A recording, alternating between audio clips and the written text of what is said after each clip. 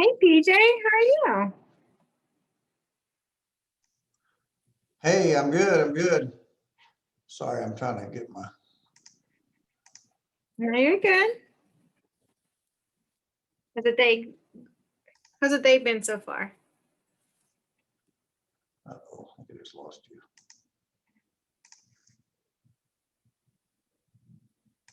Are you still there? Yes, sir.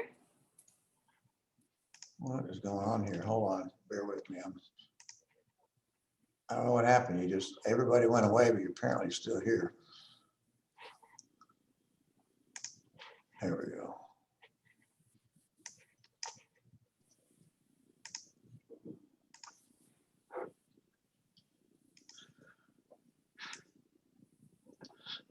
Have you ever thought we could add like waiting music?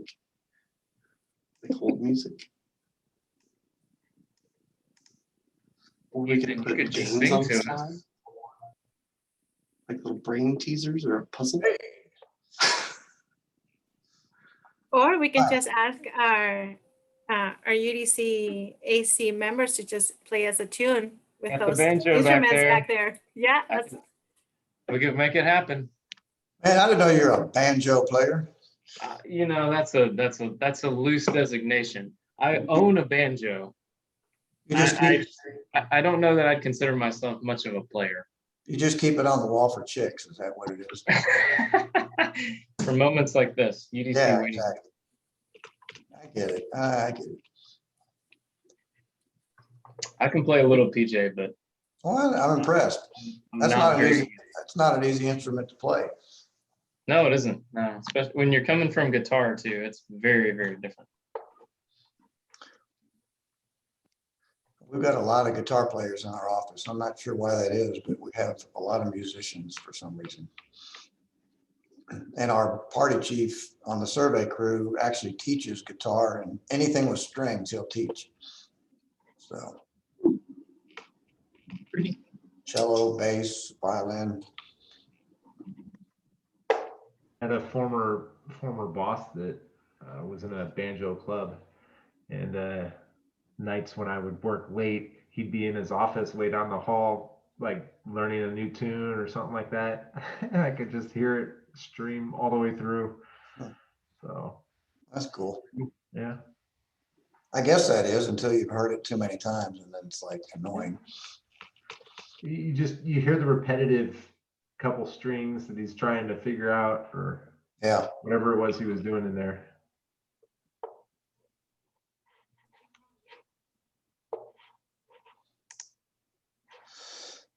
Well, let's see. Who do we? Good afternoon. Jen's here. Stephanie's here. Brian's here. Nick McIntyre's here. All right. How you doing? Good. How are you? Good, good. We can barely hear you though. Is that any better? Not really. Can y'all hear him okay, or is it just me? I actually wasn't Pretty faint. aware Nick, that anyone was. Nick, if you're having trouble with your audio, we can give you the call-in number. I've got that too. I'd probably use your error over here on my microphone. Let me see what I can do.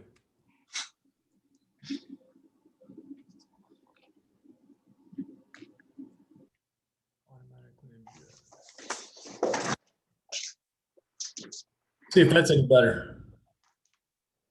yes, perfect. Okay, good.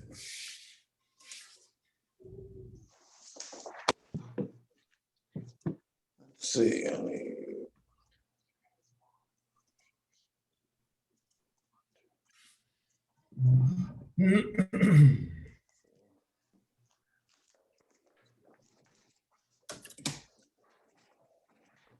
Let's see. Do I have 4? I've got Jen, me, and Brian, and Phillip. We've got a quorum.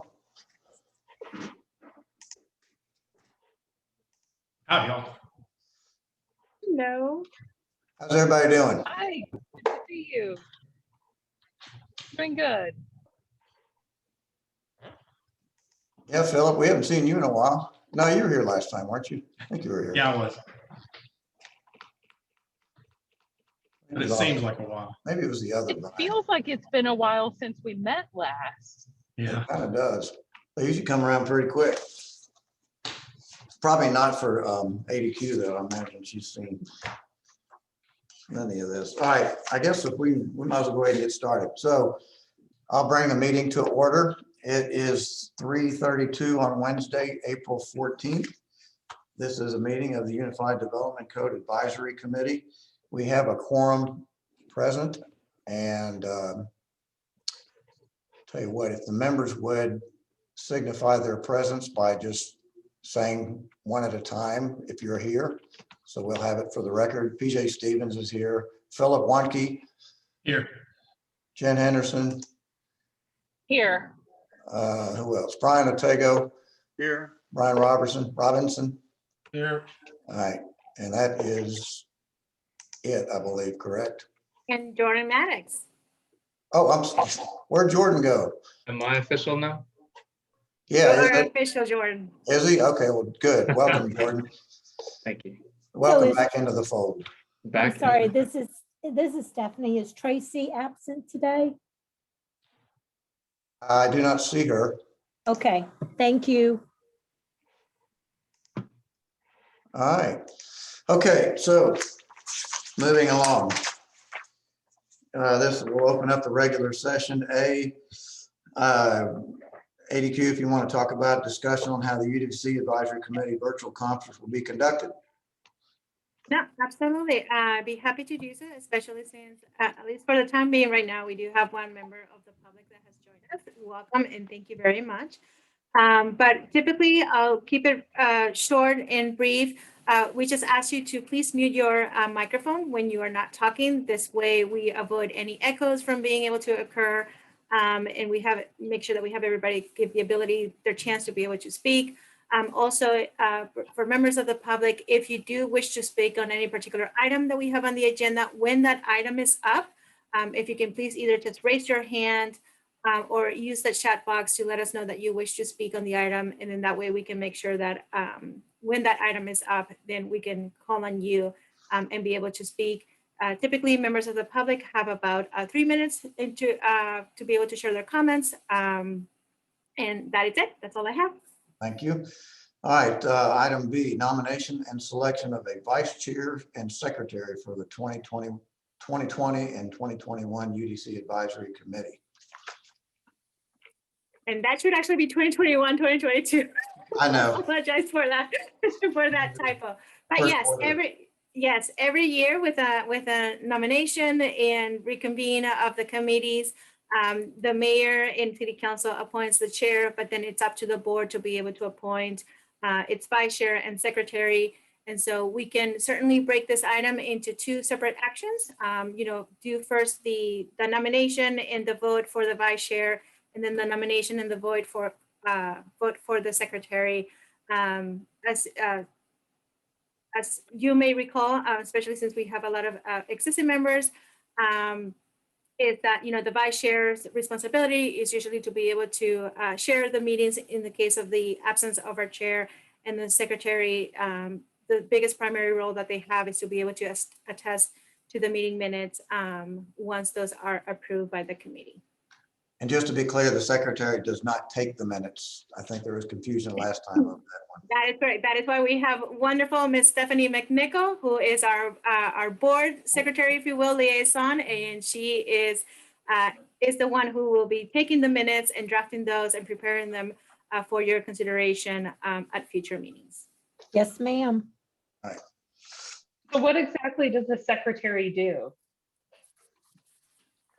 It's really just a matter of, so when the committee approves the minutes, we have them be signed by the chair and then attested by the secretary, that those minutes are correct and what was approved by the committee. That is your one job.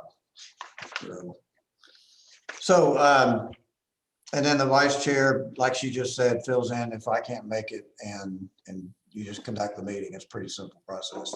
So, Anyway, so let's open it up for nominations for vice chair. Anybody, first of all, would anybody like to volunteer to be nominated? I'll I nominate would do it. Phillip Wankey. I'm sorry, who's that? I'll nominate Phillip Wankey. As vice chairman? Yes, sir. All right, we have a nomination for Phillip Wankey to be vice chair. Do we have a second? So I'll if I second. may interrupt for a second, because actually Phillip Wankey was our vice chair at the last term. And so Okay. typically officials serve a one-year term. So my recommendation would be for us to nominate somebody different for this next year. Okay. Well, that's, sorry, Sorry, Phillip. Phillip. That's fine. That was the shortest tenure of any vice chair we've ever had. I think you're right. All right, well, I will entertain a motion for another vice chair nominee.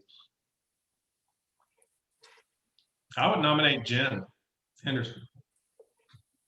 All right, I can second that. And I'll accept that. All right, so we have a nomination for Jen Henderson as vice chair. We have a second. And any further discussion or anybody else? You're welcome to nominate yourself. I'm making that up. I don't know if that's true, ADQ, but I'm going to say it. Fortunately, there's no guidance on that. So I think Ah. if somebody wishes to volunteer themselves, absolutely, All we'll right, take that. so here's your opportunity. If not, we'll move on. And hearing none, we will then, everybody in favor of nominating Jen Henderson to vice chair, raise your hand or say aye. Aye. Aye. Brian Robinson, aye. Aye. All opposed? Hearing none, we have a unanimous decision. Jen, you are new vice chair. Congratulations. Yay. Way to go, Jim. Thank All right, you. It's so- gonna be an exciting year. So now let's move on to nominating a secretary. Do I hear any nominations for secretary? Or I'll volunteer? nominate Phillip Wankey for secretary. Well, I think that is allowed. I don't hear ADQs. I'll second. Yeah. We have a nomination by Jen for Phillip Wankey to be secretary. Brian has seconded it. We'll open that for discussion or any self-nominations. Anybody interested? All right, hearing none, then all in favor of Phillip being our secretary, say aye. Aye. Aye. Aye. All opposed? Hearing none, Phillip Wankey is our new secretary. Congratulations. All right. The pay is really good on that too, by the way, so. Looking forward to it. All right. Okay, so moving on, item C, consideration and possible action to confirm the bylaws for the UDC Advisory Committee relating to membership eligibility requirements. ADQ. So I'll also keep this one short and brief, but these are the same bylaws that were approved from a few years back. We really haven't made any changes. But it essentially establishes the, who's eligible, the membership requirements for the bylaws, which you've all qualified for, and the reason why you are here, and which we greatly appreciate and thank you for. But then also it talks about what the terms of office, kind of like how we discussed, and the officers, the attendance, that it's very important. There's an attendance rate that you have to be able to maintain for all of the meetings. So if you are not able to attend a meeting, please let us know so that we can make sure that we have a quorum, but also make sure that we are able to keep track of that with your requirements. But it also goes into the duties and how we run the meetings. And so this is really just, as I said, no changes have been made since the past. And these are the bylaws that were approved by the City Council. And typically what we ask is for the committee members to essentially accept those bylaws and attest to them that, yes, you would be abiding by your responsibilities.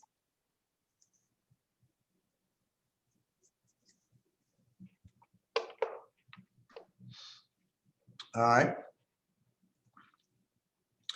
So I'm just curious, has everybody ever read the bylaws? Anybody? I have. I'm probably the only loser here that did, but anyway. All right, so I will entertain a motion to confirm the bylaws for the UDC. I'll make that motion. And we have a motion. Do we have a second? I'll second. We have a second. I think that was Brian Ortega. All right, any discussion on that? Hearing none, then all in favor of confirming the bylaws for the UDC, say aye. Aye. All opposed, motion carries unanimous. All right, Mr. Chairman, yes, I noticed on the agenda is, I missed last month's meeting, whatever, accidentally, but there's no agenda item for minutes in this meeting. Is that correct? That is correct. If I may jump into that, we, at the time of the posting, we did not have the minutes ready, and I apologize for that, but we'll certainly make sure that at the next meeting, we'll include both sets of minutes so that you can take action on this. thank you. Yeah, that was a question I had as well, so thank you for asking that. All right, so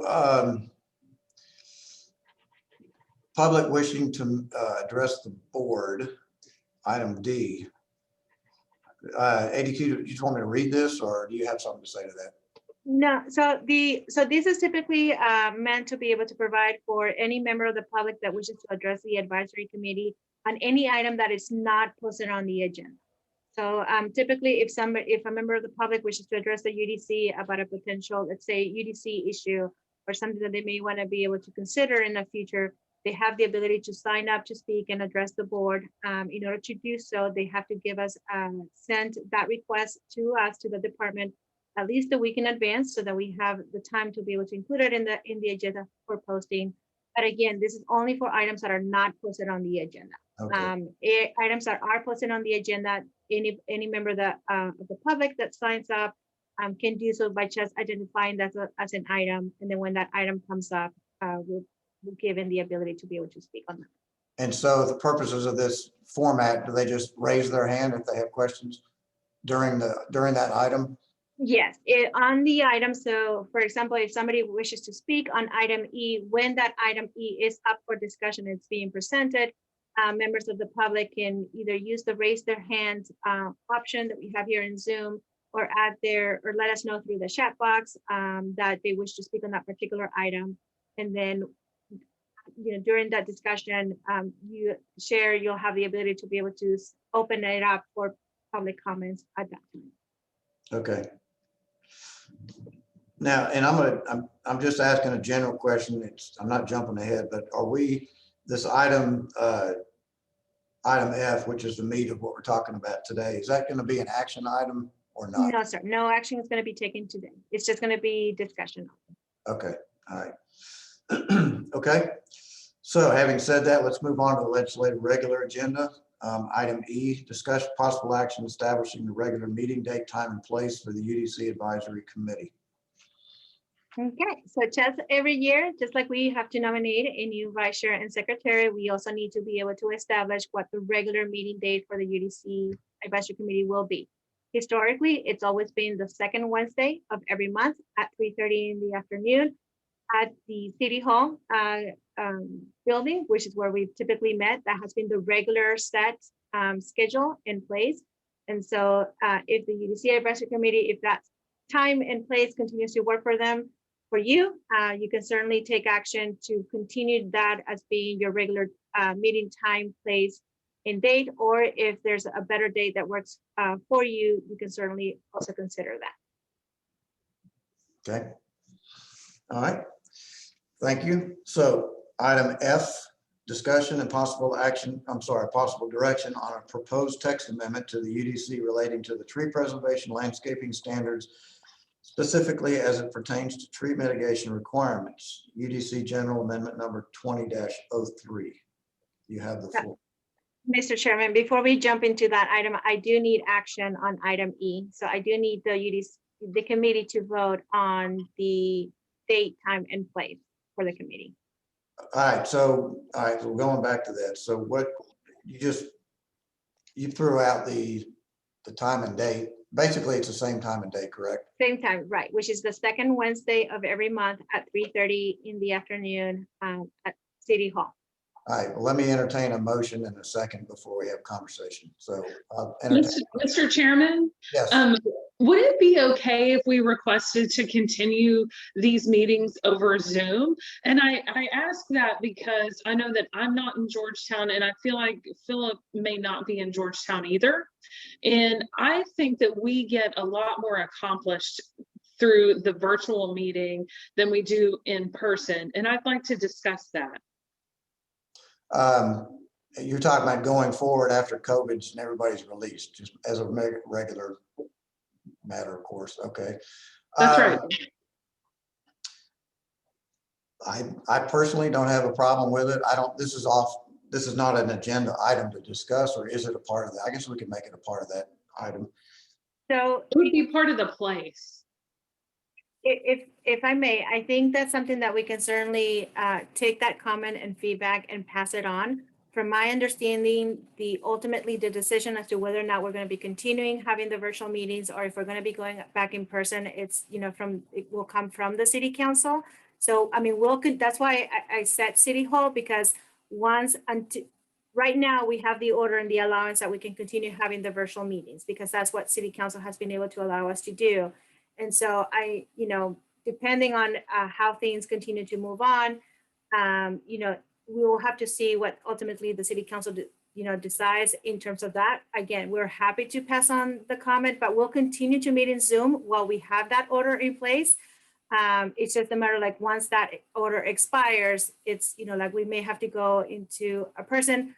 I anticipate that we may certainly look into having some sort of like a hybrid option. But all of those options are being explored as I understand it. So we can certainly provide you an update on that later on once we know more. I actually agree with you. I think it would be, we'd probably have much better attendance too if everybody could check in on Zoom. I'm for it. I'm a convert. I would have said no a year ago, but I've gotten used to it and I like it. So I'm all for it. But pass on our comments, I guess, for whenever that's worth. Absolutely. Mr. Chairman? Yes. No, my comment, I know that under the order, I think I think the world's a different place than it was a year ago. But I think in Texas, whatever, with the Open Meetings Act, I think having it in a physical location as a standard in the bylaws is important, because I think that's I know maybe it's a hybrid going forward, because I think it enhances the public's ability to engage, having virtual availability. But I think the physical location of meetings is something I don't see going away, but maybe a hybrid is in the future. Okay, good point. Thank you. Anybody else have a comment on that? Okay. All right, well, let's move on then. Let's get back to this. Chairman? PJ, Sorry, we didn't vote on it. I'm sorry, we got it. I'd like to make a motion to accept the meeting location date as the second Wednesday at 3:30 in the bylaws, with the allowance of the continuation of virtual per the city council order. All right, thank you for the motion. We have a second. I'll second. All right, thank you, Jen. All in favor of the motion? Aye. Aye. Thank you. Motion carries unanimous.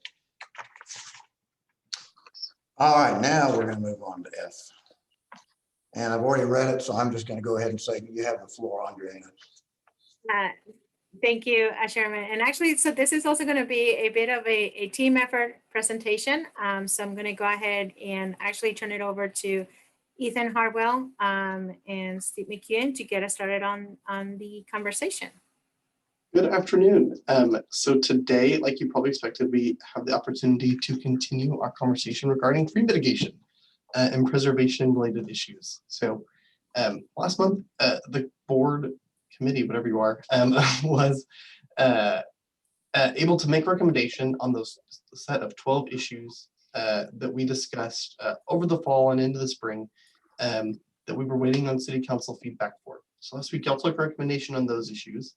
And if you recall, due to the winter storm and just some timing issues at different city council workshops, our discussion with the council about the feedback from this committee and the Planning and Zoning Commission kept getting bumped back. But we did finally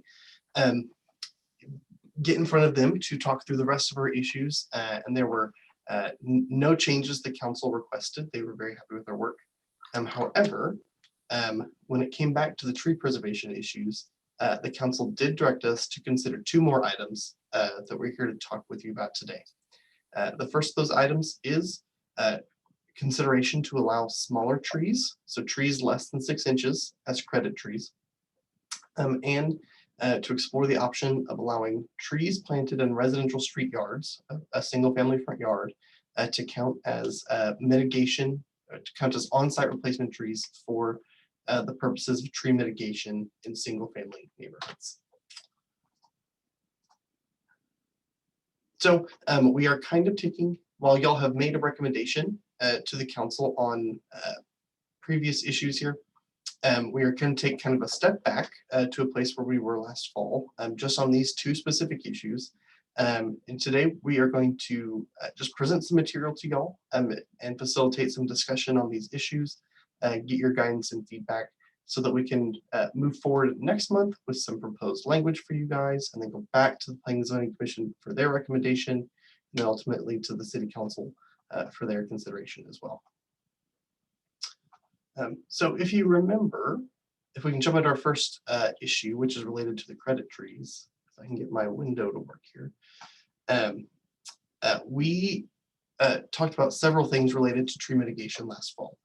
We discussed the sizes of trees that had to be measured and surveyed on a tree preservation plan. We talked about the credit given for credit trees and sites, depending whether they were in the floodplain or out of the floodplain. And we also talked through the 4 items specifically related to mitigation on the screen here. So if you remember, when the trees are removed on a commercial single family or even multifamily development in the city, the removal of those trees has to be mitigated for, right? You're moving a tree causes an environmental impact. And so we need to replace that tree and mitigate for that impact somewhere else. So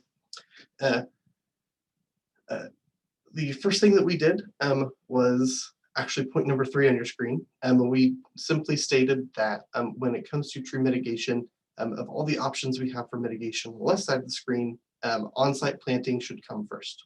So on-site planting is the first type of mitigation we receive. That is simply, hey, you cut down a tree, plant some new ones back on the site. The second option is fee in lieu, which relates to point number 1. We adjusted our, we proposed to the council to adjust our tree mitigation fees to place a higher dollar value on a tree depending on the size of the tree. So we discussed a lot about how a 24-inch oak tree gets charged the same amount of money. It's charged the same amount as a protected tree, although they are essentially a heritage tree, which has a higher fee. So that was that one. The aeration and fertilization is the third option we can consider when you're mitigating for a tree, and that is simply going back into areas where you have less existing trees, lifting the soil, aerating them to make sure roots aren't sitting in water, and providing fertilizer and nutrients to them to make sure that those trees are doing well after construction activity happening around them. And then the last point that the last mitigation option is offsite replacement. So this is simply where you work with the Parks Department to find locations around the city, public parks, street rights of way, and where you can plant. If you don't have room to plant on your site, you can plant in those sites. And that is not commonly used simply because of the time and the issues involved in working to find another public place you can plant those trees in, where we need those trees. Yes, and then the last item we discussed was about really working with developers to figure out exactly when and where those trees will be planted during the construction process, so that we are all on the same page. So whenever you do clear trees on a site, you're not likely to clear all of them. So here in Georgetown, we say that if you leave any trees between 6 and 11 inches in diameter on a site, you can use those trees as what we call on-site credit trees for credit towards your mitigation on a commercial development. So that commercial development will be anything that is non-residential or multifamily. It does not include single family or yes, does not include single family. These credit trees can count as up to 75% of your mitigation for protected trees, but they cannot count for any mitigation for any heritage trees. So if you remember, one of the items we discussed last fall was about how to measure ornamental trees. We had that discussion about how to measure ornamental trees, and it was important to have that discussion because if you do have an ornamental tree that's large enough, it can be counted as a credit tree.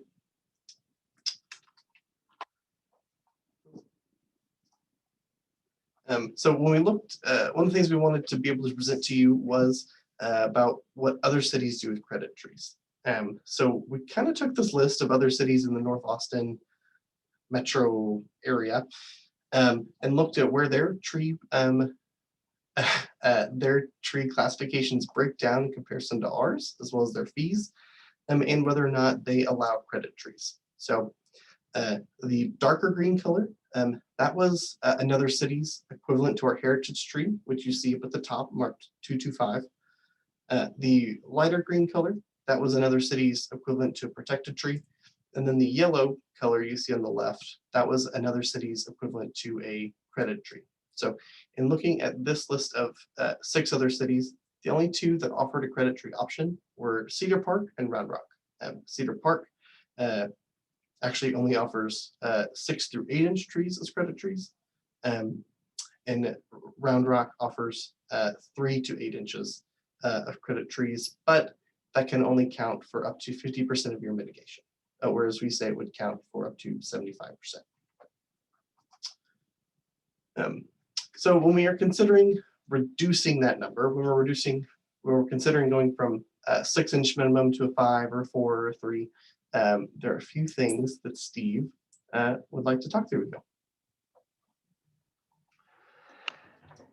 you. Hello, members. So when it comes to subdivision plats and stormwater permits and site development plans, we generally require that a tree survey is done to identify at least protected and heritage.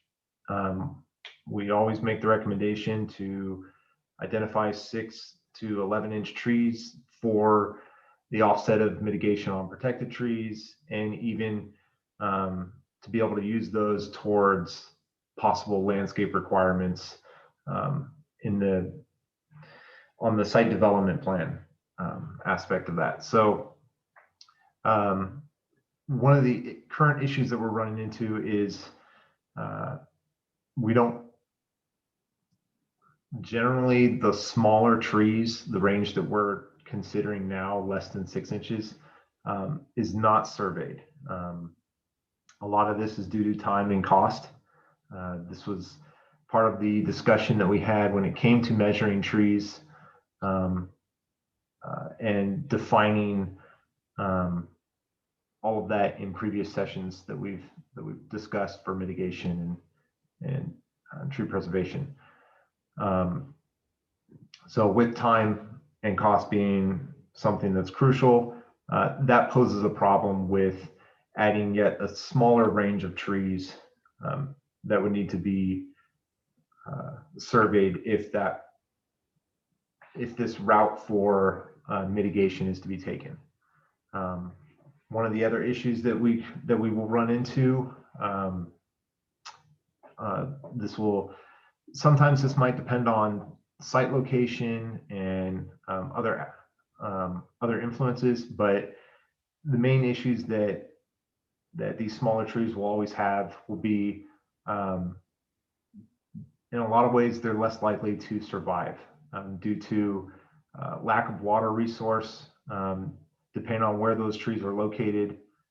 if they're in a large grouping with other trees, you know, they're going to be struggling to fight for water, fight for some, you know, will have impacts on construction, not just a matter of site disturbance, but impacts to, you know, the development of a site.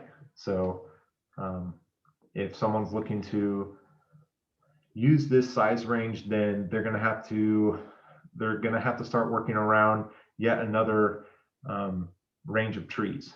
So those are the initial concerns with using a smaller range than what we currently have. On the next slide, we had some pictures taken. Well, I went out and took some pictures. So these are general pictures of existing sites that I was able to find 3, 4, and 5-inch range trees. So the images you have before you are trees that were protected, likely protected just because of layout on the property, or they were relatively close to an existing protected or heritage tree. But the one on the top left is close to a 6-inch. So you can see from the image that a lot of the canopy does not have growth on it. Where you get most of the growth on the tree, it's towards the lower end where it has direct sunlight. The tree in the middle, that tree is right around I believe the 4 to 5 range. And it too, you can see, it might be a little difficult to see, but in the images below, you can see how much the tree leans to be able to get sunlight on the canopy. You can still see that most of the branching on this tree does not have growth. And then again, the one on the far right, top right, that's just a smaller size in the 3-inch range. Again, it's an example of how much the tree is leaning. As it grows and, you know, gets heavier and heavier, the chance for the trunk actually snapping is greater. And then the bottom images really just show you how much these trees that are generally understory trees end up kind of struggling, really leaning to get sunlight. The middle one shows. Can you scroll that up a little bit? What was that? Can you scroll that up a little bit, please? Well, I don't know, my whole screen's it's not covered. Let me try this. Does that help? That's better. So the image in the middle is really just showing one of the trees. I believe it is the tree identified on the bottom right as not directly in the middle, but just off to the left side of that very straight tree we have. And it's looking up into the canopy. So you can see how in both images, the trees that are larger and have that higher canopy are the ones that have the majority of that growth. So, you know, these smaller trees, depending on where they're located, aren't getting the proper, probably proper nutrients, proper sunlight. They aren't contributing to the overall canopy. So these are just some of the things that we need to consider if we're going to start trying to protect these trees, as far as if they're worth protecting, and if they justify offsetting mitigation for the larger trees that we're removing. The next slide is a couple more examples. One of them is another example of an existing tree that isn't in as dense of a grouping, but you can see that it's still kind of hit and miss with these smaller trees as far as their health and their benefit for canopy. The two on the right are examples of 6 and 3 inch trees that, or the 5 to 6 inch range is the one in the middle, and then the 3 inch is the one on the right. These are trees that were planted.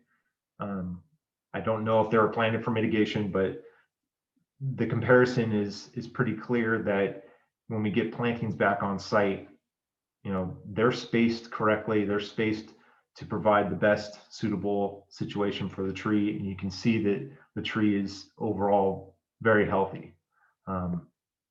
So these were just some examples of size range and impact that they will have. Go ahead and go to the next. So possible solutions for this. Of course, we can use the smaller trees as credit trees, but we will need them to be surveyed and included on a tree preservation plan. The smaller trees may be counted based on their location. That's really going to be dependent on the undisturbed areas and their health, survival rate, potential impact from construction. A lot of these trees, when it comes down to residential subdivisions, and even on construction or on non-residential, these trees are just overlooked in general by contractors, and they end up getting hit, they end up getting taken out, damaged. So there's a lot to take into consideration for these as well in that regard. But then in the 3 inch would be a measurement taken at the 4.5 feet. So it'd be the same measurement that's required when you're measuring any other tree for a tree preservation plan. And then we can also provide an alternative option when smaller trees are counted on a site. The on-site credit trees may be counted at a reduced mitigation ratio, meaning instead of a 1-to-1 per inch, it would be a half inch to, or a 0.5 to 1 inch ratio. And then, or we can also go on another end and increase the base percentage that needs to be saved on the plant, on a site. So right now we have those protected trees at, we have the mitigation of protected trees set at 40%. So in lieu of doing a lesser inch ratio, we could just increase the mitigation for the removals. So instead of 40% that you have to mitigate for, it would go to 60% to mitigate. So that would be one option that we could look at for the inclusion of these smaller trees now. That wraps up this portion of it. Does anyone have questions, comments? Thoughts?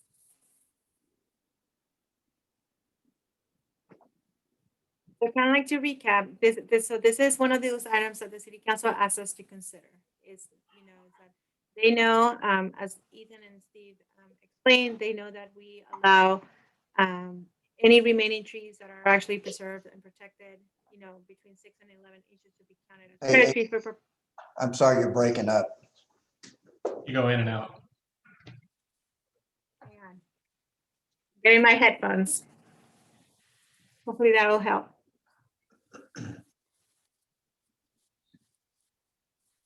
All right, is this better? Sounds good. Okay, great. All right, so what do we think? City council has asked us to consider to see if we should allow trees that are smaller than 6 inches to be counted as credit trees. These are, as Ethan and Steve explained, here are, here's our findings, here's what our requirements are, here are the issues that we foresee and that we have run into in the past. But however, if this is something that we still want to move forward with and provide a recommendation to the city council, here are some possible solutions that we may be able to allow that. So one, I guess the first question would be, is going smaller than 6 inches something that would be recommended? Is that something that we should, in a path that we should be moving forward and towards? And if yes, what's the best path to move forward? I mean, do these solutions address those concerns? Or is there something else that we may be able to consider? I'd I have love to a hear some comment. opinions. Go ahead, Phillip. Go ahead. So in past projects, working in Georgetown, has typically a lot of trees compared to other places. And so being able to utilize some natural trees, the more the better at times, especially when you're trying to fit something on a smaller site. So generally speaking, I don't see an issue with going a little smaller. I don't think we should go smaller than 3, kind of like we've gone here, because new trees are 3 inches, and that at least gives us a benchmark. I do understand, and I like natural sites. And so if you're able to save more natural trees, I think that's a benefit to a site. I do understand the fact that we're working with natural selection of trees in here, and you usually have a lot of small trees under some big trees, and they have less chance, and it's a fight for survival. So understanding that kind of puts a little what I would call a filter on it. And so that being said, I'm for the reduction, but I also want to make sure that we feel that's not going to add a lot of extra work to staff, because it's already tough enough in one respect. But if a developer is willing to survey smaller trees that qualify, that's on their dime to do it if they're able to get credit. And I guess the last thing is, I think there's a good thought process put into number 3, which is a little less mitigation just because of the natural selection idea. I think when we're looking at that kind of concept, it seems to me it should be an either or. Either you need to make sure that those trees that are 3 to 6 inches are in a place by themselves or survivable, or we just discount everything and you use as many as you want. So it seems like that's a little bit of a trade-off. So those are my general comments. I'd like to hear everybody else. I'll have a comment, and just for disclosure, I own a company that does surveying, so I'm letting everybody know that. But what I'm about to say is, the cost is more because, if we have to go out and locate that many more trees, obviously that's that much more expense. So I'd kind of like to hear from the development community, is it worth spending the extra money to survey all of this? It's kind of hard to say. I guess it kind of depends on each site. But one thought I had was maybe, like, if we enact whatever rule it is, the city's going to say, okay, well, you're required to survey, new developer is going to be required to survey everything over, let's just say 3 inches. But maybe that developer doesn't want to mitigate on those 3 inches. And I don't know, would they have the option maybe somehow of requesting we're just going to survey everything that's 6 or 8 or 12 inches up? Is there going to be one size fits all in terms of what the city's going to require in a tree survey? Is it everything over 3 or nothing? Or can you do everything over 3, or can you do everything over 12? Or Isn't it 12 inches required, and then anything used for mitigation would then be additional? Is that correct? Last fall, one of the items we considered was just clarifying what exactly needed to be surveyed on the site. And so for a commercial or multifamily project, we clarified that you only have to survey anything that's 12 inches and up, because that is where our protected tree class starts. So we need to know where those larger trees are, because that's what you're required to mitigate for. And our discussion around the smaller trees, the 6 to 11 inch, was that you can kind of survey those at your discretion. But if you don't survey them, then we can't give you credit for them because you didn't tell us they were there. So that's already set up that way then, correct? Yes. Yes, Okay, all right, well, all right, I got it, thank you.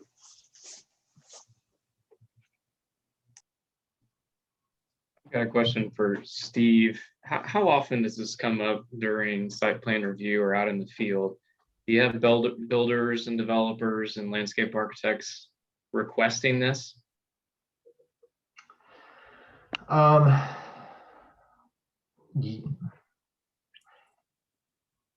Yes and no. It's kind of it's site dependent, really, on the amount of tree cover that a site has. The sites that have larger trees, more protected, more heritage, and then also depending on the project, whether it's commercial or non or residential, makes a difference as well. But it's probably like a 50-50, or even less than that, that people currently come in and try and use the 6 to 11 inch to offset mitigation. I guess let me rephrase my question.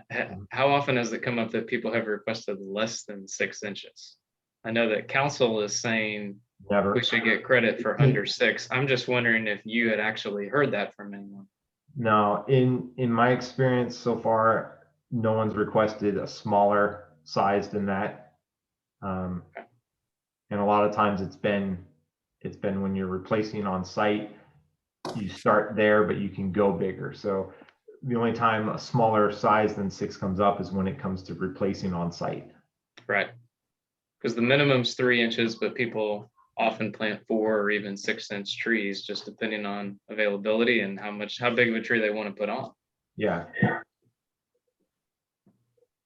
I think my concern with anything below 6 is we're removing what are substantially larger trees, protected trees, and the replacement trees are gonna naturally be healthier. I mean, something that's new and young and has been grown is going to have the chance to have more of a canopy in the future if it's planted right. And a lot of these smaller trees, I don't know that they have that future that a newly planted tree. A 6 inch credit tree, I think is a good minimum size. Anything smaller than that, I don't know if it really accomplishes what the city's wanting. Now, having said that, I could see an alternative compliance proposal for somebody that like Phillip was saying, that, you know, on a particular site, if they went in and said, hey, look, here's a bunch of 5 inch trees and they actually do provide some canopy, could we provide an alternative approval process for somebody to make the proposal to Steve? He can go out there on site and give them some credit, but it's not a blanket 3 to 6 inch credit over the whole city.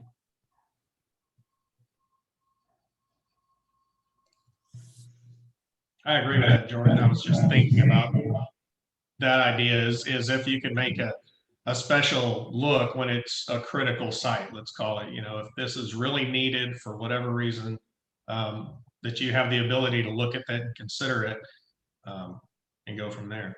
I was thinking if there's only a few trees on site and they all happen to be 5 inches, but they're substantial enough that it would provide some interest to it. That maybe that's something that could be considered. Yeah, that's something we could definitely take into consideration and kind of work through to see if there's a way that we can, you know, define that point in which, you know, that request would be acceptable. I would add that, you know, I think there's a value that we should give credit for, especially like in Georgetown, Round Rock, and Leander. You see a lot of these maybe 3, 5, or 7 trunk live oak clusters that, as Phillip says, the natural trees have so much more value and appearance. And if you could place give credit for those, maybe as Phillip says, as a hybrid compliance qualification, that those are very desirable and And once you destroy those, you can't really replicate them by planting 3-inch caliber trees. And I think Georgetown has a lot of sites like that where if you could preserve that natural look, it'd be beneficial. And, I understand, Steve, your comments about, the canopies and a lot of the natural selection of trees not having a viability at the age they are, much less in a decade more. But I know I was on a project last year. It was a condo regime, and with a lot of post oak monarch trees and the tree survey. But as you get to the end of the project, I mean, the value of these smaller caliper tree clusters come into play, where then when you have in the city come back out and look at monarch trees that's maybe in the middle of a footprint of a building site, or post oaks seem to get very finicky and die real quickly. So I think having a lot of trees to play with, it definitely doesn't compensate or even count towards a monarch or protected tree, but it adds great value to the site,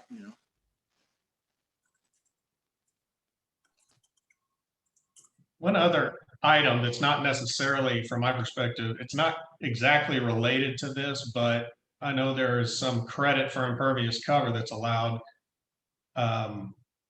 That if you preserve a natural area, which typically will include smaller groupings of trees and things like that, is available to developers currently, but it's just not for mitigation.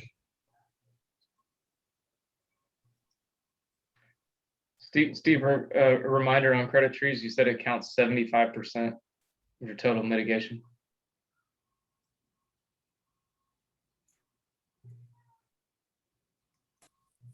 Steve, you're muted.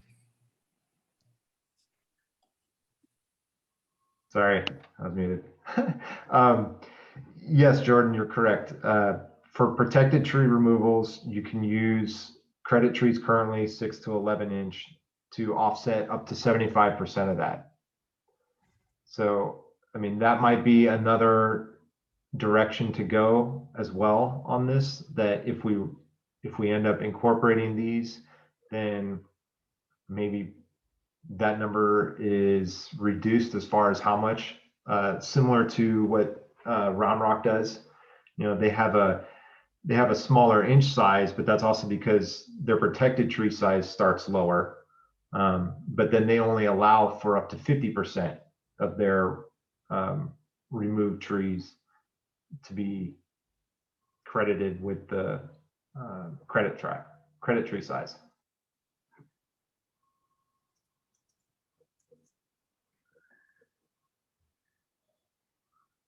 This is Nick McIntyre. I'll jump in just from a developer standpoint. We always like to preserve trees as much as we can. And if there was an option that we could pay our surveyor to go out there and pick up additional trees at a smaller caliper, we would absolutely utilize that opportunity. So I think and just providing the more of a natural scene to the site. I do want to point out the city of Austin and ETJ doesn't even regulate trees. So the fact that we're regulated by trees in Georgetown's ETJ is also an additional burden in the area.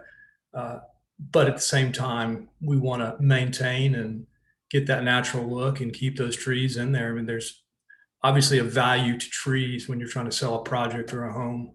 So we always look at trying to maintain those as best we can. Thank you, Nick. Amy, I believe you have a comment. Hi, PJ. Yeah, thank you very much. I'm not exactly sure where this comment came from with council. We obviously were very interested in newly planted trees on the single family lots, which is the next discussion item. And our tree ordinance that we have with our Parkside on the River project, is specific to existing credit trees. And I don't know that this change would apply to us. But I would say from a developer perspective, when you have a tree site that's heavily treed, I think anytime that you can get credit for any size tree, it's a good thing. And it is up to the developer to spend the additional money for the surveying. we found, like in our first couple of phases in Parkside on the River, originally we were serving smaller trees.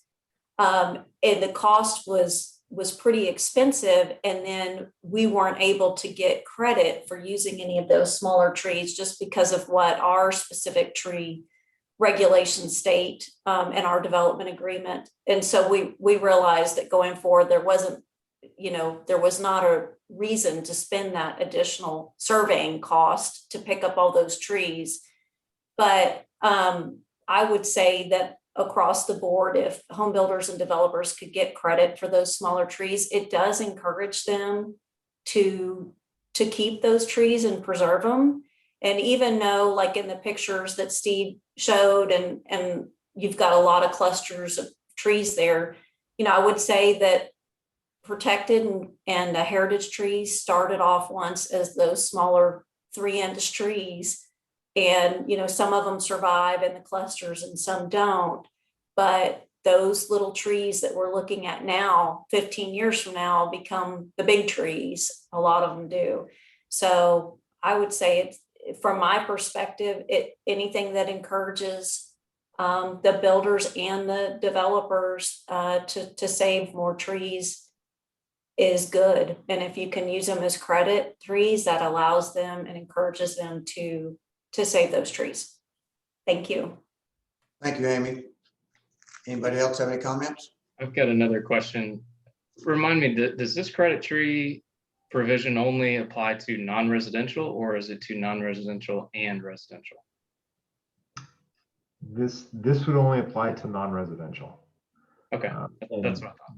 Yeah, the reason behind that is protected trees only, not heritage, correct, which is only a non-residential requirement. Okay. Yep.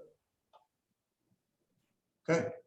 I have one more comment, PJ, just based on everything that I've heard. Seems a couple of things. I like the idea of having given a developer the option if necessary. And maybe it comes in, you look at the background that says, the current options are in order: on-site replacement, fee in lieu, aeration, then off-site. Maybe this option falls between aeration, fertilization, and off-site. So if a developer knows at this point they don't have the room, they have to, they're going to have to pay for off-site mitigation or something of that nature, then maybe they can come to you and have you review that they do have more credit trees that may qualify. And that being said, the other piece of that may be specific criteria for accepting a 3 to 6 inch existing tree that's similar to if you were planting a new one, a certain canopy size, a certain height, that kind of thing. So those are my last comments. Thank you. Anybody else? All right. Do y'all want to move on to the next topic? Steve? Who's up? We got my bearings back here. All right. So the next item that we wanted to talk about with you guys is exploring the option of allowing trees planted on residential lots as on-site replacement trees. So just like we were talking about with a, excuse me, a non-residential property, commercial or multifamily, one of those options for planting is to put it, is to replant that tree back on site. And that is a provision in state law that we have to allow that. We'll get there in just a minute. But when it comes to residential development, our current standards are slightly different than they would be for a non-residential or commercial site. So just like we're talking about, a non-residential development is responsible for mitigating for protected and heritage-sized trees. However, a single-family subdivision is only responsible for mitigating for heritage trees. So those trees of certain species, 26 inches and up. This does not apply to properties that may have been platted before 2007. So here in Georgetown, that's mostly our old town and areas around our old town and downtown, parts of Williams Drive, closer to I-35, and then a few scattered subdivisions along Leander Road and Williams Drive. And so there are a number of folks out there in the city that this does not apply to.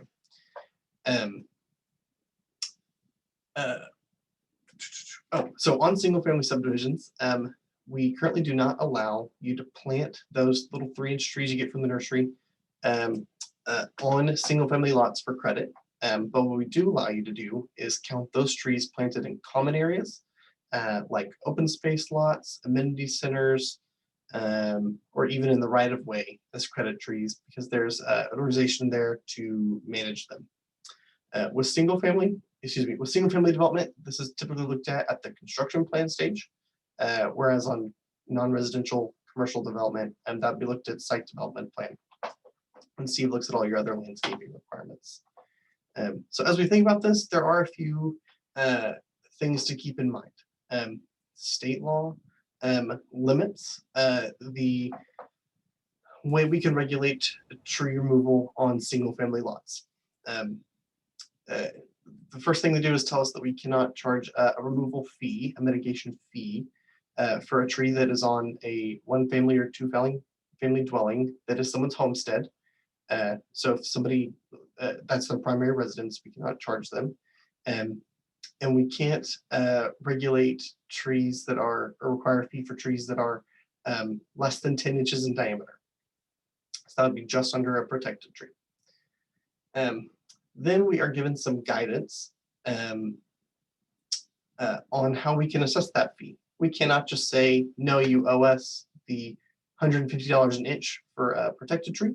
We have to offer an option for planting on site, which we do. And then there are some terms there, which the local government code tells us that we have to abide by. And then lastly, any tree that's dangerous, a tree that's about to fall on your house or your car, or has been damaged during a storm, something like that, we cannot prohibit that removal of that tree. Where this request comes into play is that we already require folks to plant trees in their yards as part of our residential landscaping requirements. So anytime you build a new home in Georgetown, our code says that you must plant 1 shade tree for every 50 feet of lot frontage. So if you have a lot that is mid-block, typically your 50 feet of frontage is going to be in your front. And so that would require 1 tree. If you have a corner lot, then your frontage would wrap around the corner lot with you. So say you are 50 by 150, then you'd be required 1 tree in the front and 3 trees on the side. When you're measuring that 50 feet, the frontage doesn't include your driveway. Existing trees that were saved, like those protected size trees or credit size trees that ended up in somebody's front yard during the subdivision plotting process, those do count towards the requirement. Obviously, we prefer that established tree. There's nowhere else to plant a new tree around it. Although I do see a lot of new trees planted around those trees in some of the subdivisions I've driven through lately. Of course, it has to be a 3-inch tree, and you are required to put a bubbler with that tree on your irrigation plan that gets reviewed with your building permit.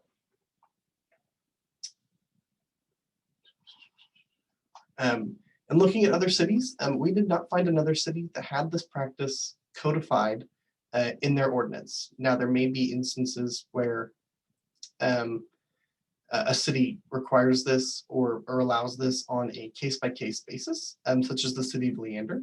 When we spoke with staff from Leander, they said that that is a tool they use on a site-specific basis or on a like when they're negotiating planned unit developments or development agreements, that type of thing. But in general, we could not find another city that had that codified, although it may be a practice we were unable to confirm.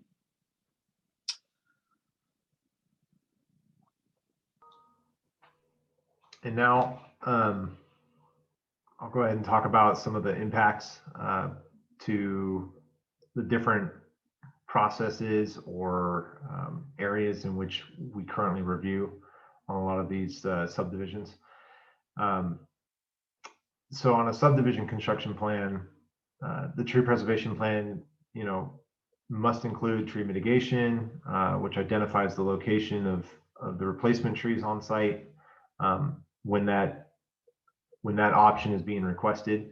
The issues that this will kind of bring up would be the home builder themselves knowing the exact location of the driveways, of the building, and other improvements, utilities, things like that run into the site. Those are all not necessarily known up front. A lot of those things can be changed in field depending on what variables come up. And then the tree preservation plan would need to also include where all new trees will be planted in accordance with the UDC plant selection and installation and maintenance requirements. So, those will be factors that will more so impact, I would think, smaller lots, lots that only have maybe 45 feet of frontage. So you're only really working with less than that after you subtract a driveway. So to get that proper separation on trees, you don't really have it in a front yard. Ethan, if you could go to the next slide. With building permits, residential building permits require just a general plan, landscape plan. A lot of these plans that I happen to see in plot reviews, they look like they're just recycled. They aren't specific to the site. They just show the base number of shrubs and trees. They don't call out any specific type of tree a lot of times. And then some of the other issues would be just building permits are only required within our city limits. For the ETJ permit, the permitting department does not require anything but a plumbing permit. So that's not even on the radar with permitting in the ETJ. Builders are generally unaware of tree preservation plans because most builders only refer to the final plat. And then builders do allow, in some cases, for homeowners to do their own landscaping. I've recently had a request from a builder that wanted to actually swap out the shade tree for an ornamental tree. So in instances like that, where it's not really brought to our attention and maybe a builder allows that, that's completely voiding the whole purpose of possibly planting in a residential street yard. And then on-site replacement, this would ultimately be required in addition to any other current requirements for residential street yards. So, the on-site, like Ethan mentioned, we have the one tree per 50 feet of right of way. So anything in addition to that would be required. And then the landscape is not part of any kind of final inspection currently for new homes.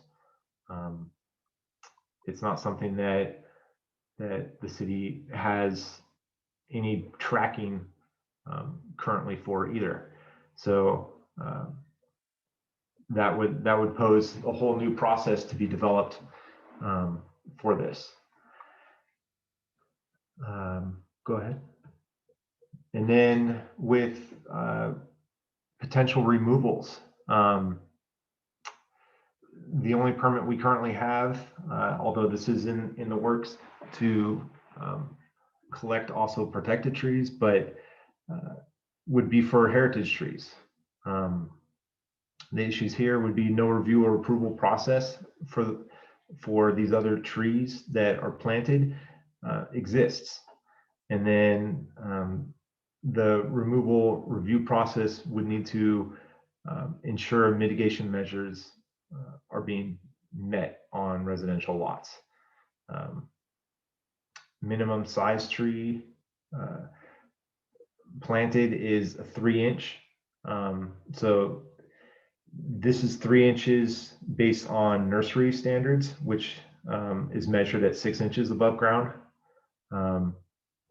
But as Ethan had mentioned before, municipalities cannot impose any kind of mitigation fee to a homeowner who removes anything less than a 10-inch size. So again, tracking for homeowners that choose to randomly remove or remove for other reasons is really, really difficult. And then trees planted for mitigation. Ultimately, if they get removed and the city isn't notified, they're nullifying that mitigation option that we allowed a developer to go with. So, Ethan, can you go to the next one? So then there's also issues when it comes to general tree care. Residential views are all over the board when it comes to this. So some residents like it natural, some residents like it pruned in excess of what is allowed on non-residential properties. So the maintenance life and of the tree is something that needs to be considered. Homeowners, if they aren't properly maintaining the tree, then there's room for the tree to end up becoming diseased, or just if they aren't watering correctly or watering enough, the tree will end up suffering and dying back, potentially dying altogether. If a homeowner opts to swap out turf and go more with xeriscape, then that's not something that an association or the city can prohibit a homeowner from doing. And when that happens, that drastically changes what that tree is used to for irrigation, as well as for heat. So there's those impacts. If a tree were to be removed, the municipality has no process for non-heritage trees to really capture these removals. And then utility and other improvements. Trees aren't always installed in the correct spots. They can cause issues with water lines, irrigation. That's generally one of the most common requests that I get from residents wanting to remove a tree. It's because they're fearful of roots impacting and causing them a higher cost down the road when they have to replace utilities, big utilities. And then actually, I think that covers it as well. So really it comes down to a lot of tree placement issues that we can run into. Go ahead, Ethan. And then for some of the solutions, so we can continue to limit on-site replacements to the available options, which would be public areas. Right now, we allow for right-of-way, amenity lots, stormwater facility lots, and open space lots within subdivisions. This isn't always something that developers choose to take as an avenue for replacement, but it is always available. The new residential trees in excess of existing requirements would be a requirement.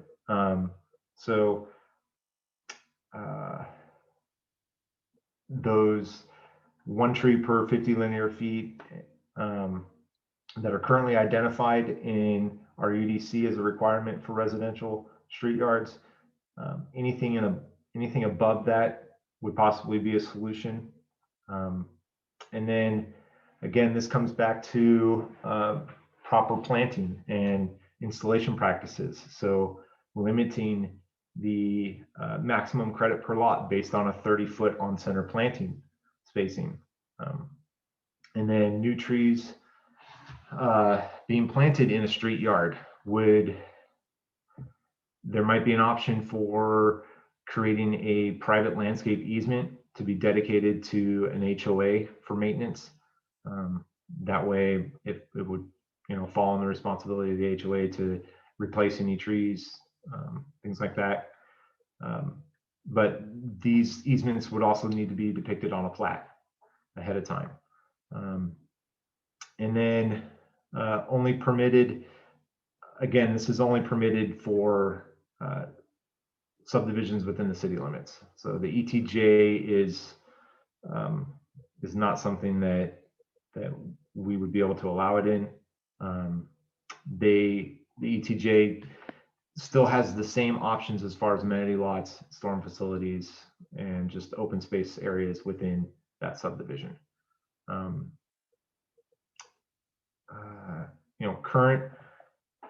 Current options, again, we have it listed here under the alternative options. They're able to plant in right-of-ways. So landscape medians or between curb and sidewalk with an approved maintenance agreement. This was done already in parts of Wolf Ranch. So it can be done. It's just something that isn't generally requested or thought of ahead of time, I think, when it comes to laying out streetways and thoroughfares. So, but it is a complete option for developers. I believe that's the last slide on this topic.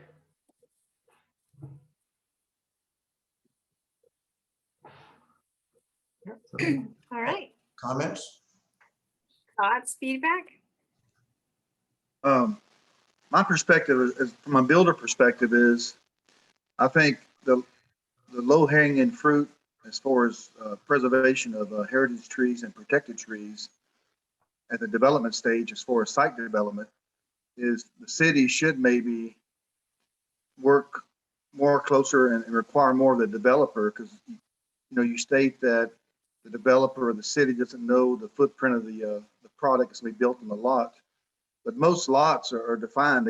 It's pretty much evident where the footprint of the structure has to be and the driveway.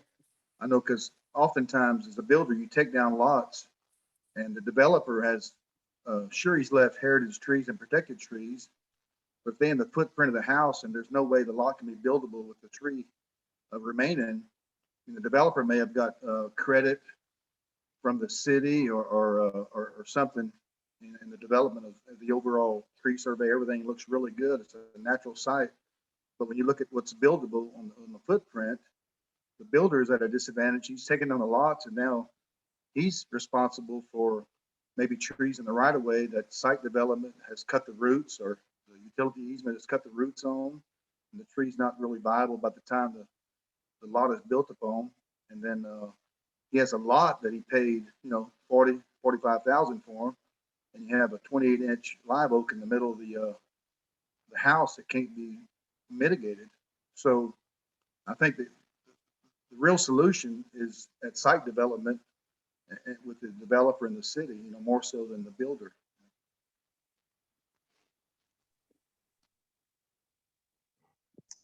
Thank you, Brian.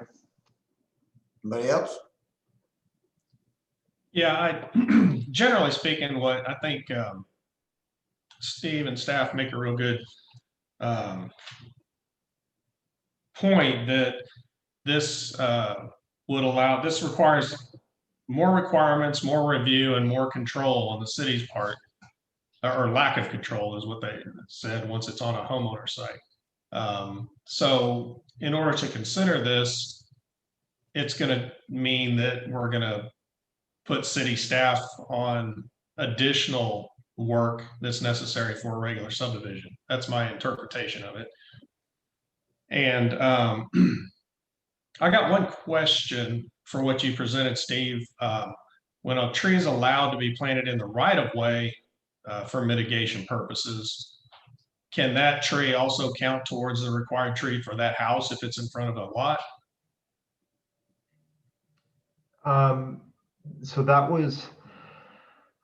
that's, I guess, one of the possible solutions.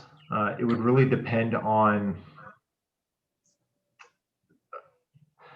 sorry, actually, let me back up. So your ask is if the trees planted like in a parkway strip right in front of the house between the sidewalk and right away, if that tree would count towards the residential requirement of a shade tree, correct? Correct. So,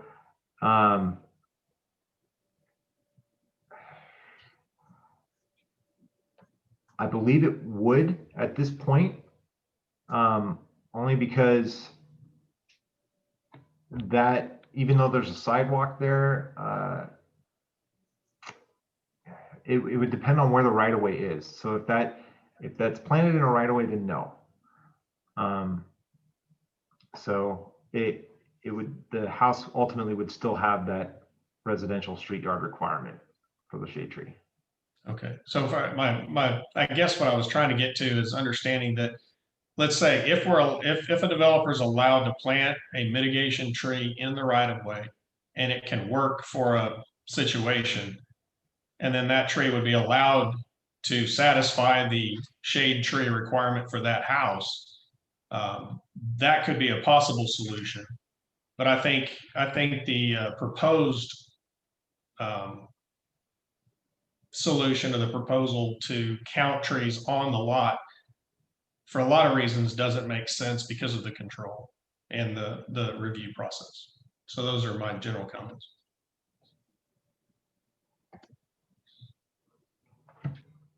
I've got a question for Steve. Generally, from a mitigation standpoint on single family, you can plant trees in common areas, or you can pay into the fund. How generally, I'm not in any specific data, but generally, how has that gone for single family developers? And maybe Nick and Amy can weigh in on this too. Are people paying more into the fund? Are they able to satisfy most of their requirements, planting replacement trees in common areas? Like what's been the result of these mitigation options to date? The general option has been fee in lieu, has been paying into the fund. It's very seldom that a subdivision comes back with a tree mitigation plan and does that. So okay, at all, they're not getting credits for anything planted on site. They're just writing the check for the fund. Right. Well, so I mean, it depends. If they come in with a tree mitigation plan that shows plantings around the ponds and on amenities, they have the ability to count those right as mitigation. But no one is satisfying their requirement based on just replacement trees. Most people are paying into the fund. Okay. Yeah. Jordan, this is Amy. I'd love to comment on that if that's an appropriate time right now. Yes, Jordan, are you finished? I am. All right, yes, go ahead, Amy. Okay.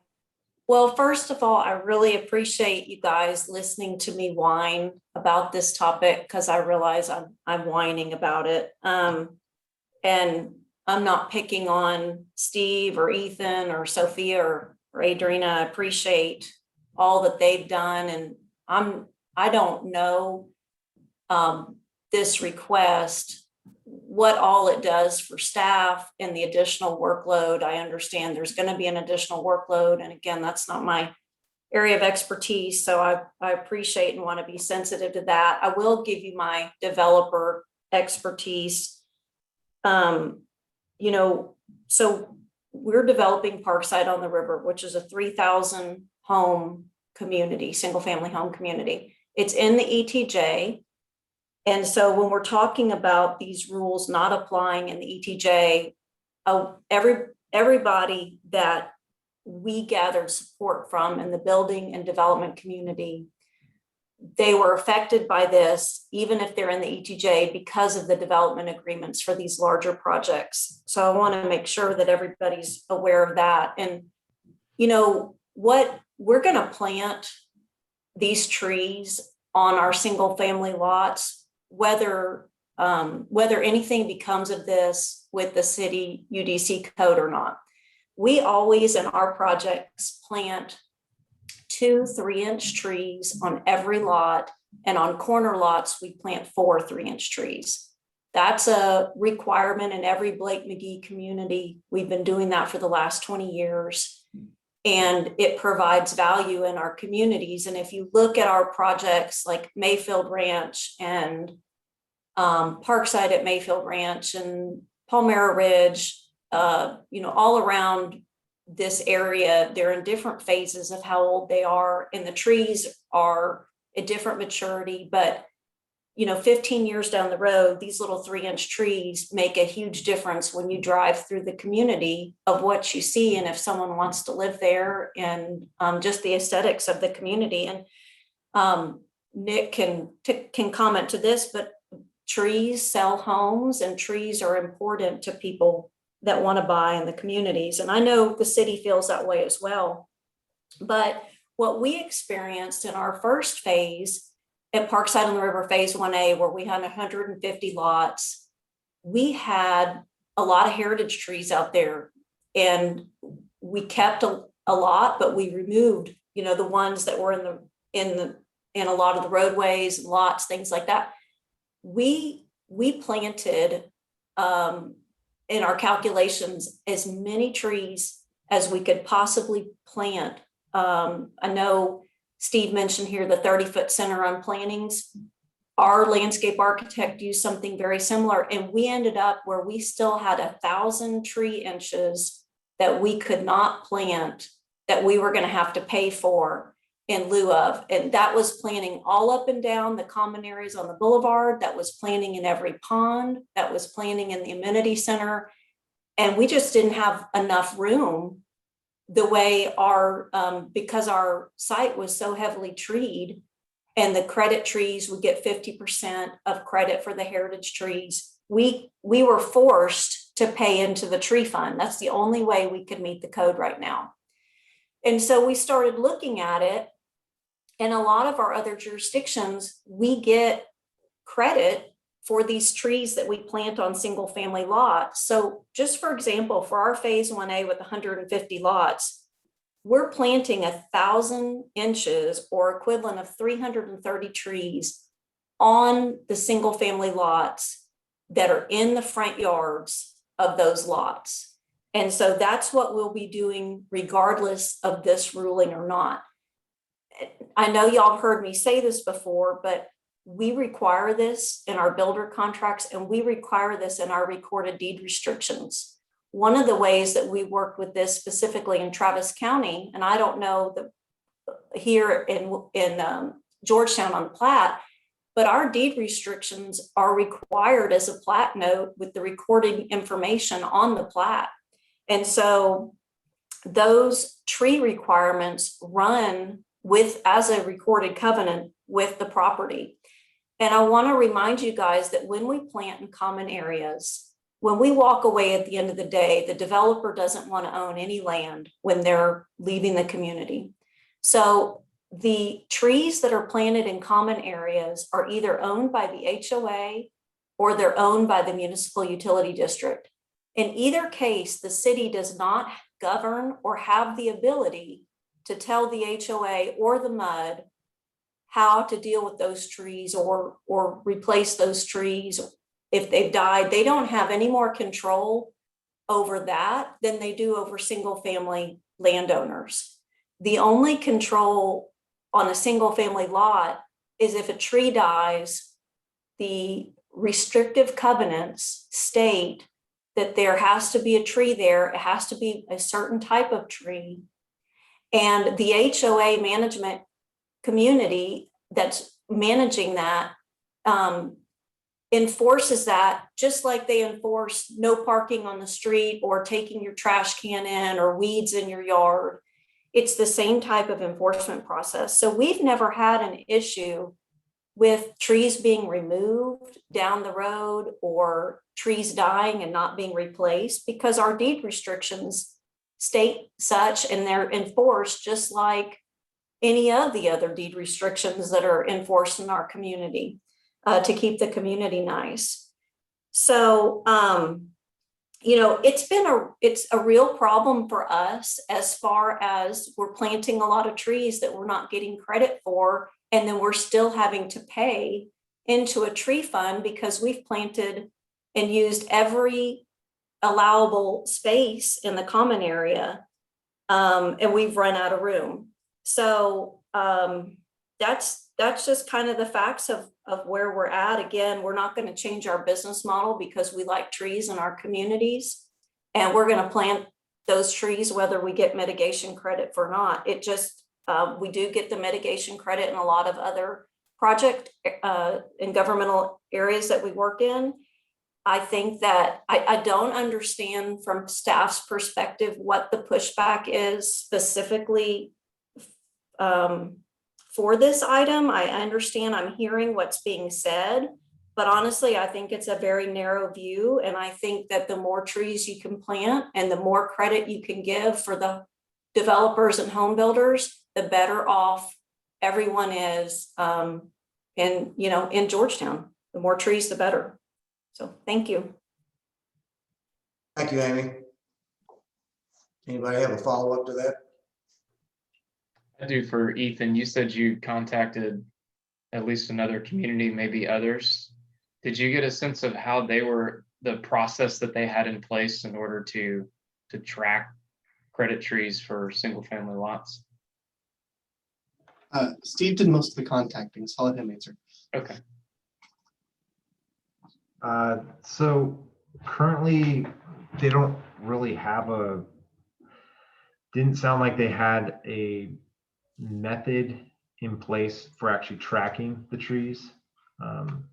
It was really just a matter of, I guess, being part of maybe a development agreement or a PUD or something like that, that was an option. But yeah, there was no, I guess, guideline for how to do that. Okay. So currently there is no credit for planting on single family lots. The council is asking us to consider something that would give credit, not necessarily 100%, but they're asking for more than 0. Is that right? Yes, they've asked us to explore this option to see like if it's something that if it can be done, and if so, to what extent and how can it be done? Yeah. Jordan, to clarify, we don't give any credit for on-site replacement trees or on-site credit trees that are on single family lots. Right. Okay.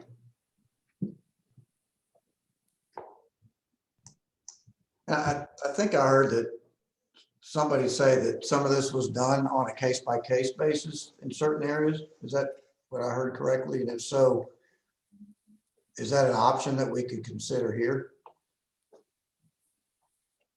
So we have done it, and Steve and Ethan chime in here as needed. So we have, I mean,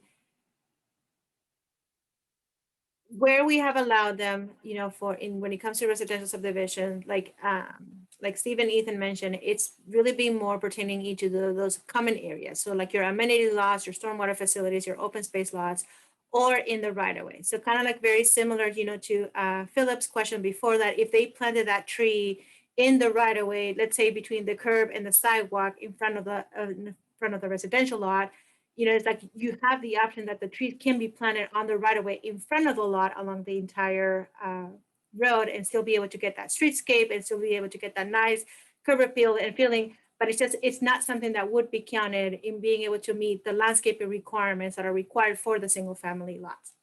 Which again, the reason why a lot of the possible solutions that we identified is to apply in the city limits is because in the city limits is the only place that we have the authority to, one, be able to require landscaping requirements. We cannot require landscaping requirements for property in the ETJ, but also because in the city limits, at a very minimum, we have a building permit that we are able to review, when that goes through the process and be able to review the placement of the trees and so forth. So where we have, being able to work through some of these options in residential subdivisions have been in those other areas.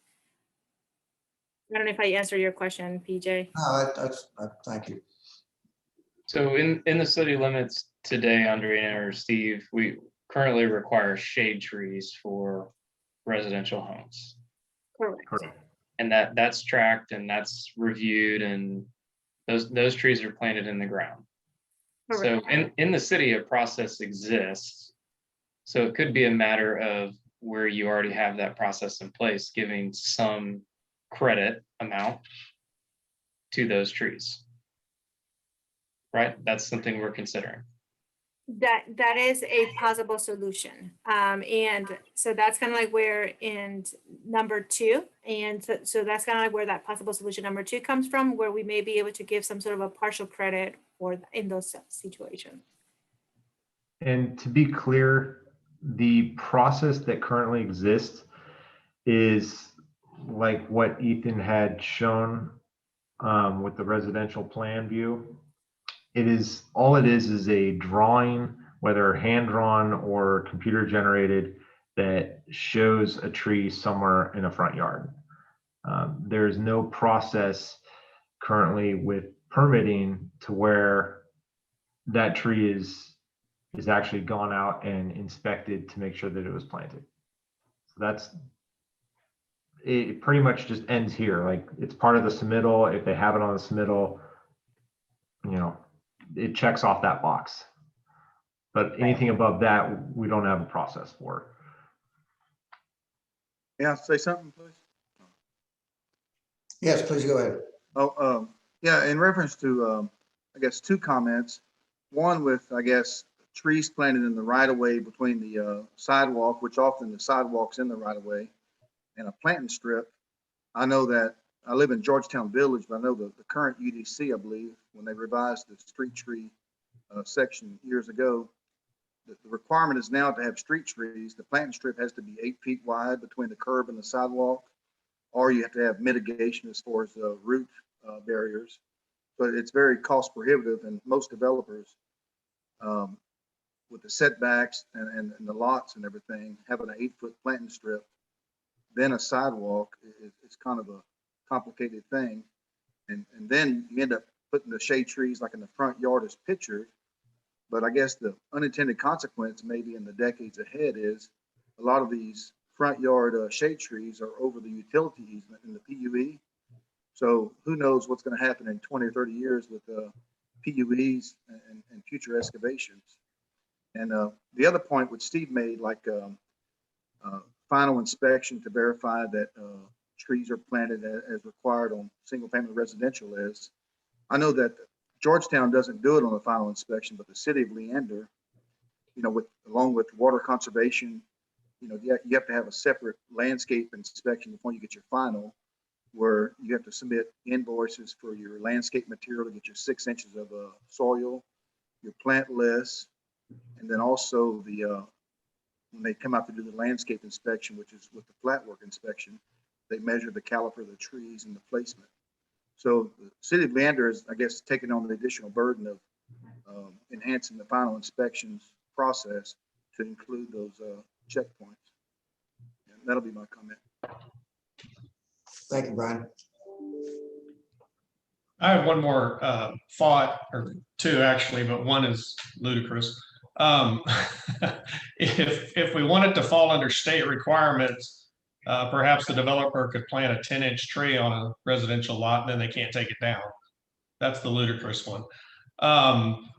The other option, and just a quick previous project we worked on years ago with Williamson County, when they channelized a creek, they were required to mitigate to provide shade trees.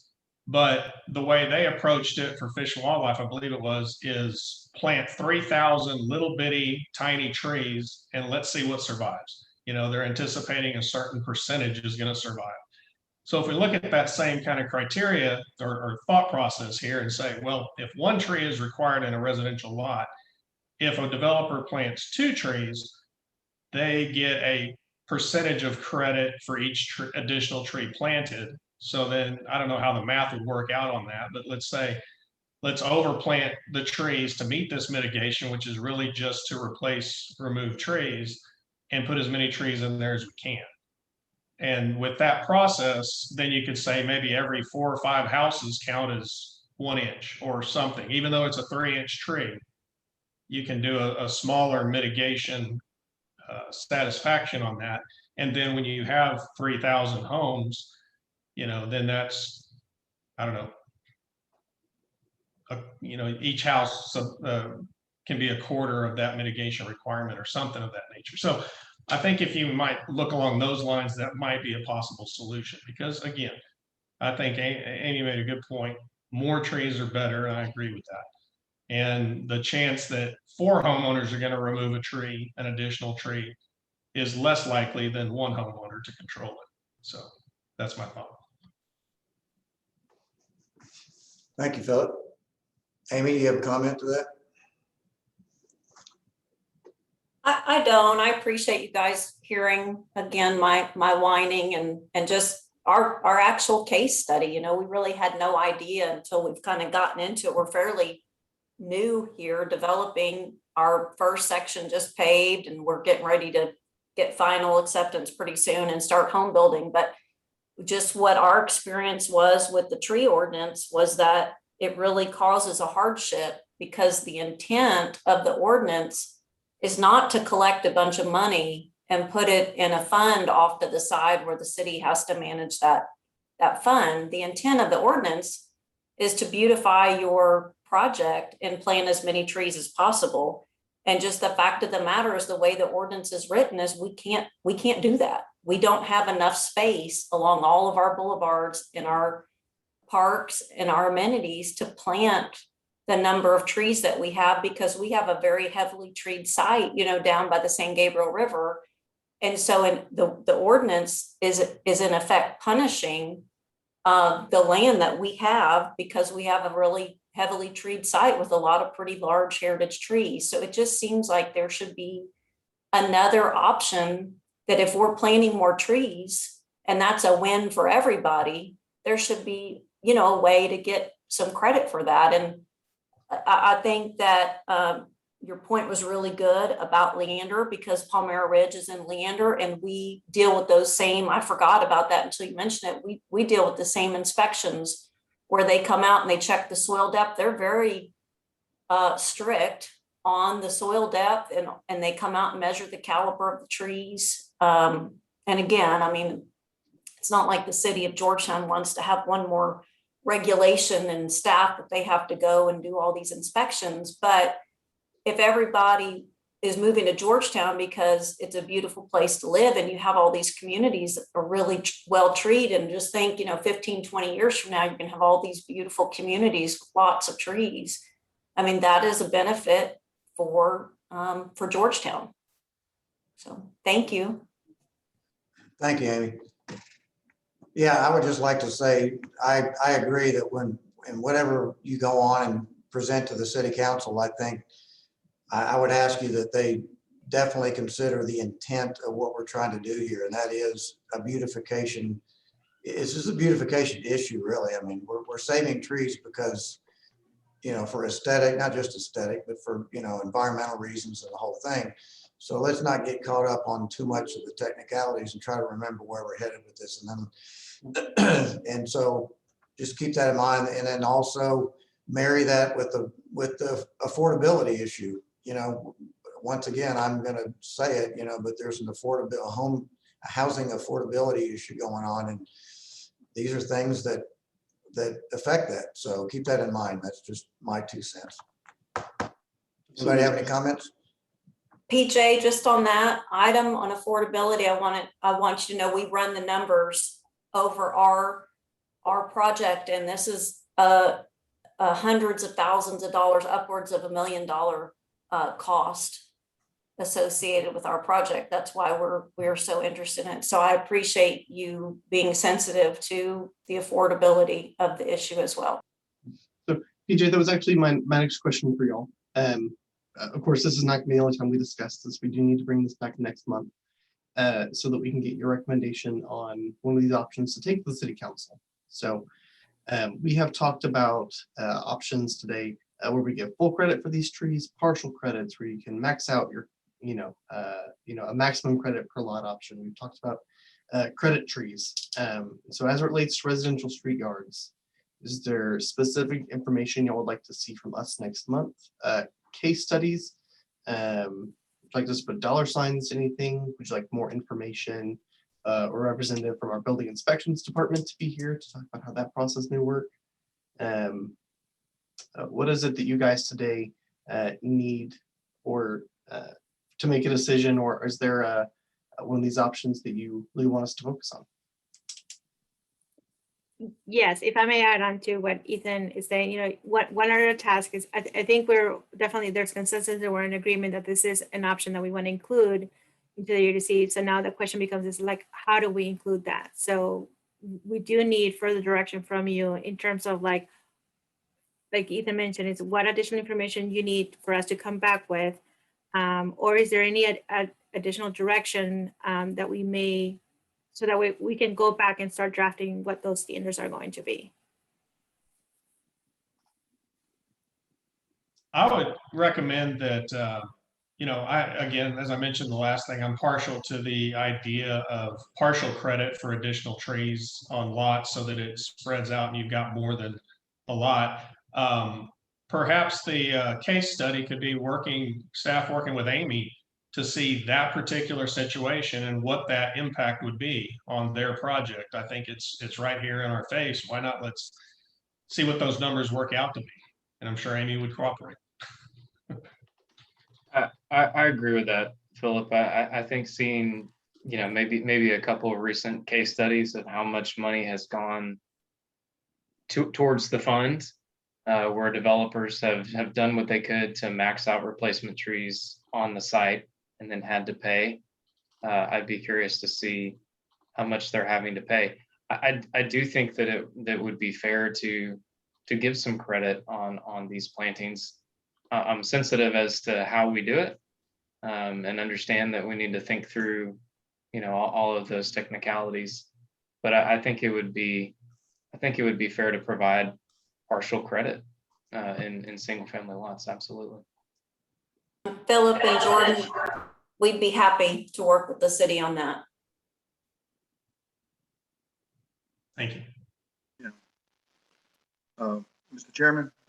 Yes, go ahead. My added comments on possible solutions, I guess, would be, I agree with Ethan. I think the street yards, I think the current regulation with the, a tree ever 30 feet in the frontage feet is good. I know a lot of times the builders put 2 of the required trees in the front yard.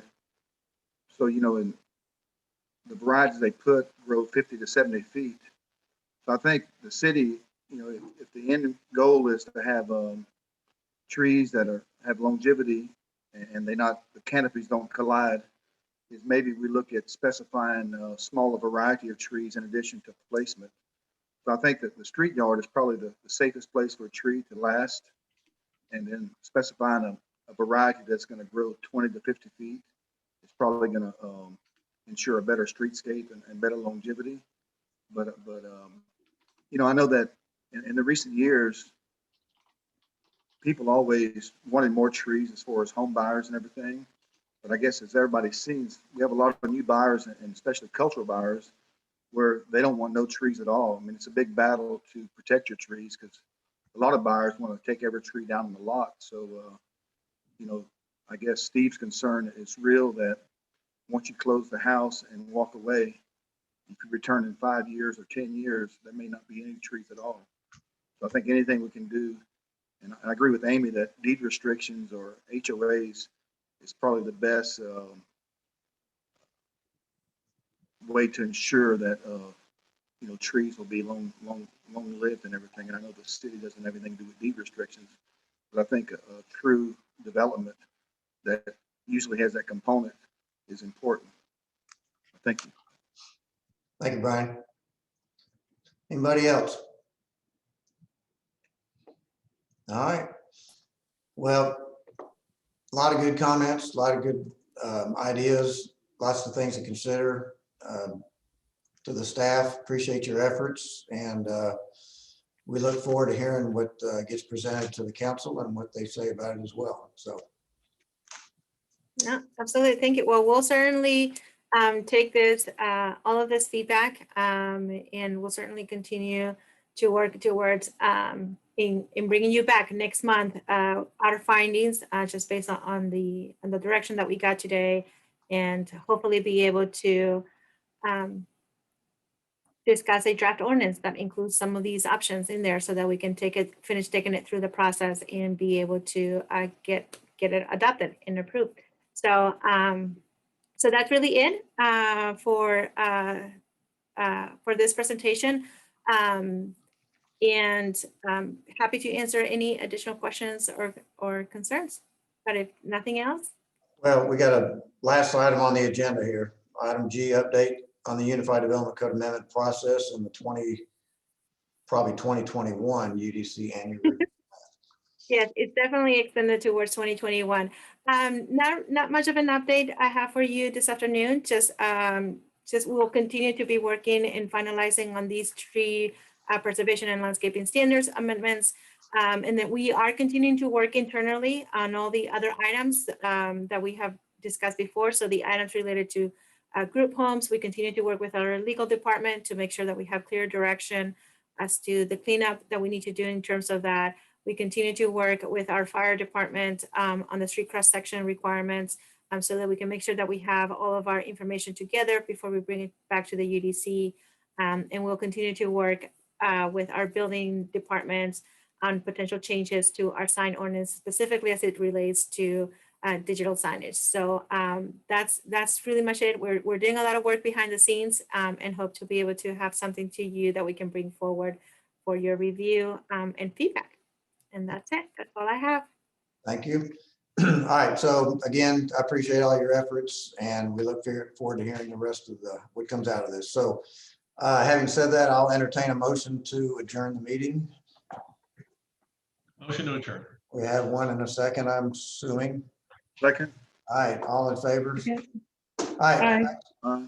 Thank you so much for your time. Thank you, Nick and Amy. Appreciate your comments. And we look forward to hearing from you again soon. Thank you all. All right. Bye. Bye. Aye. Bye.